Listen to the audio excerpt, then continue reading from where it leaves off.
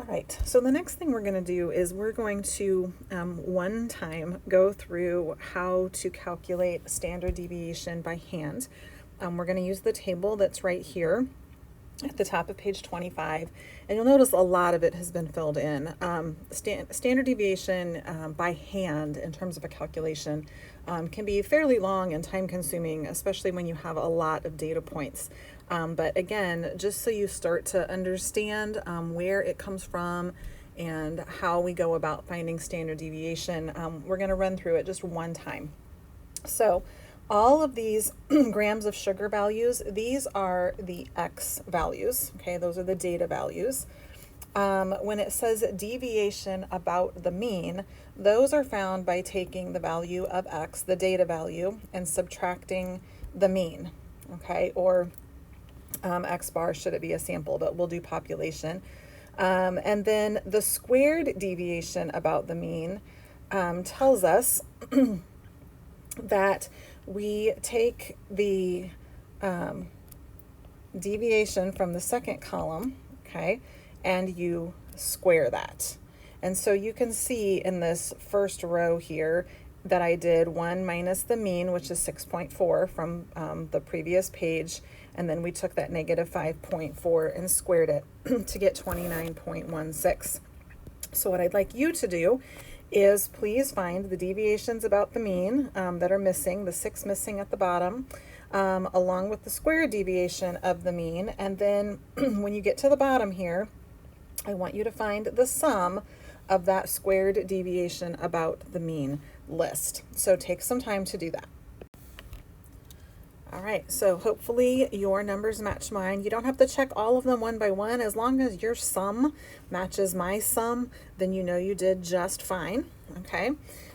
So that would be the first amount of work. Now remember, I did a lot of those on your behalf in terms of the number of data values. Think about what would happen if you had a data set that was 50 data points long, 100 data points, 1,000, 3,000, and having to do that by hand. We're talking like an immense amount of time. All right, to find the population standard deviation, whose symbol, and I'm going to point this out, whose symbol is this little guy right here, looks kind of like a sideways 6, okay? That is a sigma, a lowercase sigma. We will take the square root of the sum of all those x minus mu squareds. Well, that's the 1103.16, okay? And then we divide by n, the number of values in the sample. And so that is 21. And when we find that calculation, do the division and then take the square root, we find the standard deviation is 7.2 grams of sugar. Okay, 7.2 grams of sugar. Now, interpret. So what does this mean? All right, so we talked about standard deviation telling about how far on average the data points differ from the mean. So I'm going to go ahead and say it this way. On average, menu items differ from the mean of 6.4 grams of sugar by about 7.2 grams of sugar. Okay, and again, you can finesse that several different ways. If you want to put the on average at the end of the sentence and say menu items differ from the mean of 6.4 grams of sugar by about 7.2 grams of sugar on average, that's fine, okay? But indicate that you know it's an average and that's how far you're differing from the mean, approximately speaking, okay? All right, on to F with the next calculation. Now, this is when, again, you know how to do this. It's just you haven't ever found the symbol yet. So you're going to use the one variable stats command, which we've done a bunch of times. So use stat edit, put your data in L1, okay, and do one variable stats. And then what you're going to do when you look down the way is you are going to look for this symbol, sigma x, okay? And you should find that it is 7.2 grams of sugar, okay? That is the population standard deviation, and your calculator puts an x there, okay? But you're looking for that sigma. Again, make sure you can find it.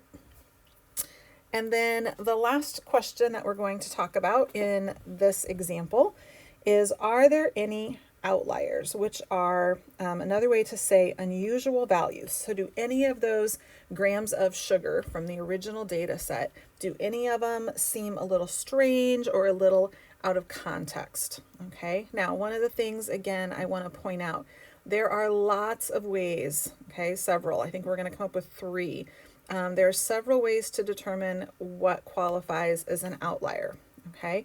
This is one of the ways. We're going to look at and consider a value to be an outlier if it is more than 2 standard deviations away from the mean, okay? Again, we're going to get several ways to do that, but for right now, this is the way we're going to do it. All right, so if we're more than 2 standard deviations away from the mean, that means on the lower end, okay, we're going to take the mean and we're going to subtract 2 times the standard deviation to get kind of our lower boundary. And then we're going to get our upper boundary by doing the same thing, but adding 2 standard deviations away from the mean, okay? So our mean of this data set is 6.4, and then if we subtract 2 times 7.2 grams of sugar, we end up with -8 grams of sugar. Okay, clearly we don't have any values outside below -8 grams of sugar. Okay, we don't have any values that would be negative, period. So we're good on the low end. On the upper end, we're going to do the same thing. So 6.4 plus 2 times 7.2. And we get a value of 20.8 grams of sugar.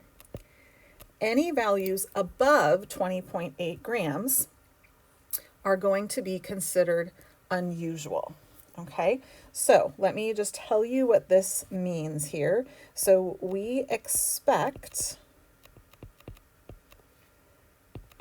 to see items on the menu with -8, I know that sounds weird, but that's what the calculation shows, with -8 to 20.8 grams of sugar.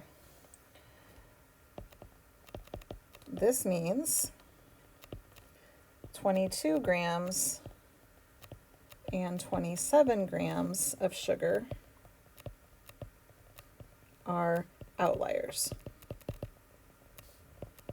In other words, they are unusual, okay, because they fall outside of that lower end and upper end boundary of 2 standard deviations from the mean.